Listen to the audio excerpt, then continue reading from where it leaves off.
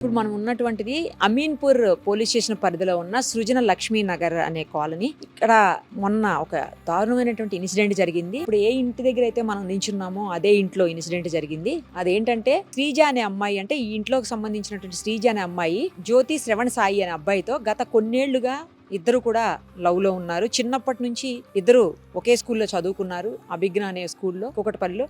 ఆ తర్వాత కాలేజెస్ వేరైపోయినా కూడా వాళ్ళిద్దరి మధ్యన మాత్రం లవ్ అలాగే కొనసాగుతుందట. అయితే ఈ నేపథ్యంలోనే ఆ అమ్మాయి ప్రెగ్నెంట్ అని చెప్పి ఇంట్లో తెలియటంతో మధ్యలో కూడా చాలాసార్లు ఇద్దరిని కలవద్దు, లవ్ అట్లాంటి ఏం వద్దు అని చెప్పేసి చాలాసార్లు ఇద్దరు అటువైపు ఇటువైపు కుటుంబ సభ్యులు హెచ్చరించినా కూడా వాళ్ళిద్దరూ అలాగే కంటిన్యూ చేస్తున్నారని తెలుస్తుంది. ఇంకోటి ఏంటంటే ఆ అబ్బాయికి తల్లిదండ్రి ఇద్దరు కూడా లేరు, కేవలం పెద్దనాన్న అలాగే తమ్ముడు వాళ్ళు ఉన్నారు. ఆ అబ్బాయి హాస్టల్లో ఉండి బీటెక్ చదువుతున్నాడు. ఆ అమ్మాయి కూడా 19 years అమ్మాయి.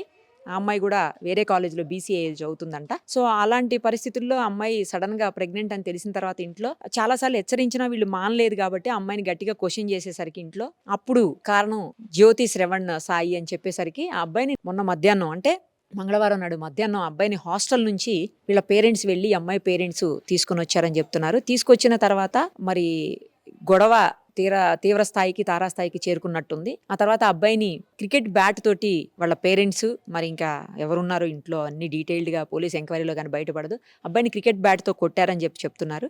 సో కొట్టిన తర్వాత ఆ అబ్బాయి స్పృహ కోల్పోతే హాస్పిటల్కి తీసుకువెళ్ళారని, ఆ తర్వాత హాస్పిటల్కి వెళ్ళిన తర్వాత ఏంటంటే అబ్బాయి బ్రెయిన్ డ్యామేజ్ అయ్యింది, అంటే బ్లీడింగ్ అవటంతో అందుకోసమే చనిపోయాడు, లోపల ఇంటర్నల్ బ్లీడింగ్ అయ్యి చనిపోయాడు అని చెప్పి తెలుస్తుంది.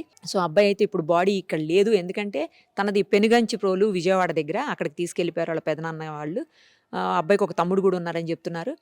సో కేవలం ప్రేమించింది వీళ్ళకి నచ్చకనే చాలాసార్లు హెచ్చరించి లాస్ట్కి మాట్లాడదాం రమ్మని చెప్పేసి పిలిచి ఇలాంటి దారుణంగా హత్య చేశారని చెప్పి తెలుస్తుంది. పోలీసులు అదే చెప్తున్నారు. కానీ ఎంత ఘోరం అంటే ఆ అబ్బాయికి ఎవరు తల్లిదండ్రి లేరు, చాలా బాగున్నాడు అబ్బాయి కూడాను.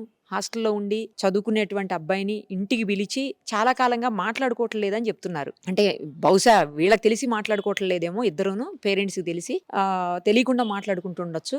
చాలాసార్లు హెచ్చరించినా మానుకోలేదు, ఇద్దరు కూడా కంటిన్యూ చేస్తున్న రిలేషన్షిప్ అన్న కారణంతో అబ్బాయిని చంపేశారని చెప్పేసి తెలుస్తోంది.